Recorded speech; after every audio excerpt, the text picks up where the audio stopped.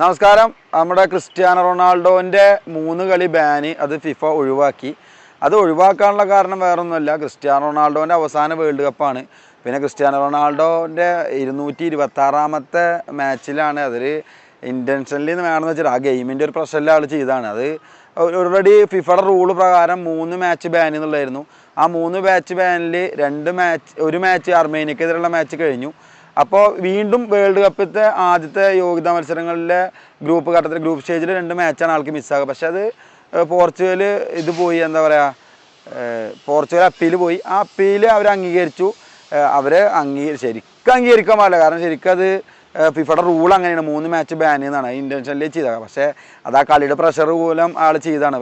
അതുകൊണ്ട് ഫിഫ പിന്നെ ഇതൊരു മാർക്കറ്റിംഗ് എന്താണ്, ക്രിസ്ത്യാനോ റൊണാൾഡോ എന്ന് പറഞ്ഞു കഴിഞ്ഞാൽ ഒരു പോസ്റ്ററിന്ന് പുറത്താക്കിയപ്പോൾ തന്നെ അവർക്ക് മനസ്സിലായിട്ടുണ്ട്. പിന്നെ അമേരിക്കയിലാണ് ആ ഒരു പ്രഷറിന് പോർച്ചുഗൽ അപ്പീൽ കൊടുത്തു. ഇതൊക്കെ കൊണ്ട് തന്നെ ആ ബാൻ ഒഴിവാക്കി. പക്ഷെ അവർ വേറൊരു കാര്യം പറഞ്ഞിട്ടുണ്ട്, ഇനി ഇങ്ങനൊരു മാച്ചിൽ ക്രിസ്ത്യാനോ ഇതുപോലെ ചെയ്ത് കഴിഞ്ഞാൽ എന്തായാലും ബാൻ വരും എന്നുള്ളത്. അതെന്തായാലും ഇനി ക്രിസ്ത്യാനോ ചെയ്യില്ല. അതൊരു ഏത് വലിയ ലെജൻഡാണെങ്കിലും ഏത് വലിയ കളിക്കാരനാണെങ്കിലും ചില നിമിഷം ആ മാച്ച് എന്ന് പറയുന്ന പ്രഷറാണ്. നമ്മൾ കളിക്കുമ്പോഴും ചില സമയത്ത് നമ്മൾ എന്താ ചെയ്യാന്ന് അറിയില്ല ആ പ്രഷറിൽ.